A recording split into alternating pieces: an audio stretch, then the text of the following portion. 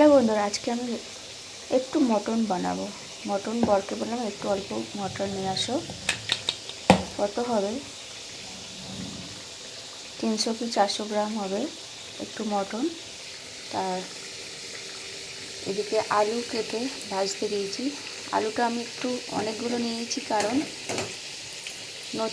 নতুন আলুটা আমার খেতে ভালো লাগে, সেই জন্য একটু অনেকগুলো নিয়েছি। আর পুরানো আলু হলে তো আমি এখানে 5-6 পিসের করেই গল্প সেরে দিতাম।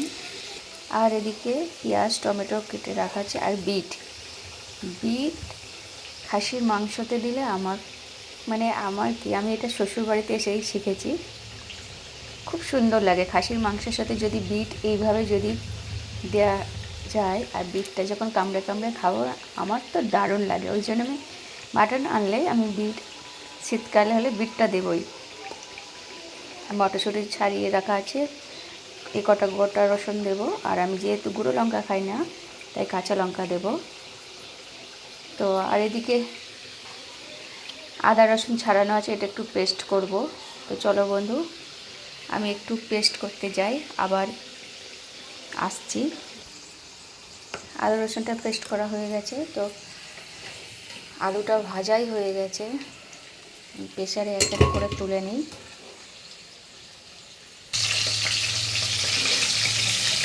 বিটের পিসগুলো একটু ভাজতে দিয়েছি, এটা ভাজলেও চলে, না ভাজলেও চলে,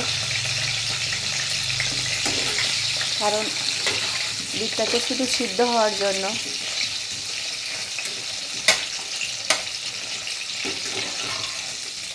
হালকা করে একটু নেড়ে নিলাম।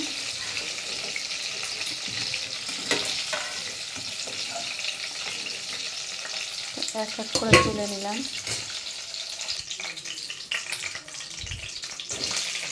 পেঁয়াজটা ঢেলে দিলাম। অনেক সময় আমি মাটনটা পেঁয়াজ টিয়াজ সব মশলা একসঙ্গে দিয়ে মাখিয়ে রাখি, তা আজকের আমার একটু আসতে দেরি হয়ে গেছে, মাখানোর সময় হয়নি, ওই জন্য আমি একসাথেই কড়াইতেই নেড়েই করব।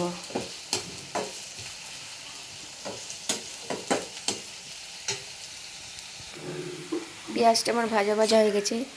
এইখানে আমি মাংসের মধ্যে ওই কাঁচা লঙ্কা টমেটো সব একসঙ্গে দিয়ে দিয়েছি। আমি যেহেতু কড়াই নাড়বো, আমি একসাথে দিয়ে রাখলাম।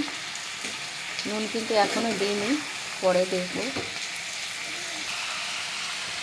নুন আমি দিচ্ছি, যেহেতু আলু ভাজায় আমার নুন দেওয়া নেই, বিট আছে, তো বিট তো মিষ্টি, তো সেখানে আমার একটু নুনের পরিমাণটা দিতে হবে। আমি একসাথে নুনটা মোটামুটি আন্দাজ মতো আমি দিয়ে দিলাম, যেহেতু রেগুলার রান্না করি একটা আন্দাজ হয়েই যায়। এবার আদা রসুনের পেস্টটা যেটা করেছি এটাও দিয়ে দিলাম, যেহেতু মাটন একটু দিতে লাগবে। হলুদটা একটু পরে দিচ্ছি, হলুদটাও আন্দাজ মতো দিই।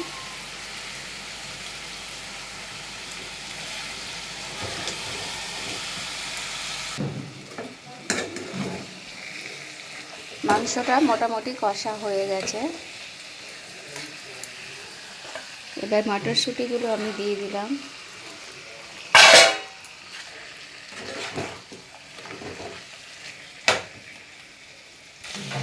মাংস আমার কষা হয়ে গেছে, আমি এবার একটু একটু করে প্রেসার কুকারের মধ্যে রাখলাম, যেহেতু প্রেসার কুকারে সিটি দিতে হবে।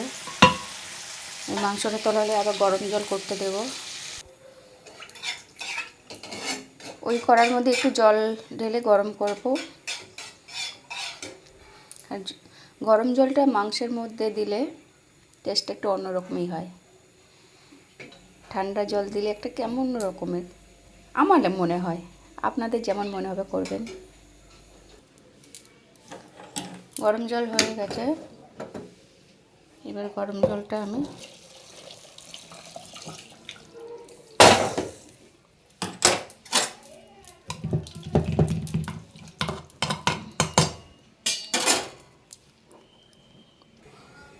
কালারটা দেখতে পাচ্ছেন কত সুন্দর লাগছে।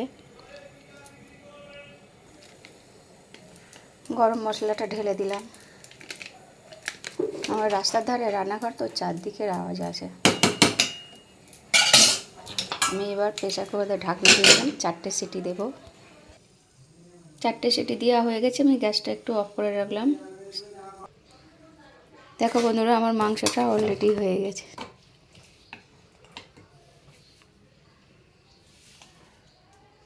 কালারটা দেখেছো কত সুন্দর লাগছে। এই বিট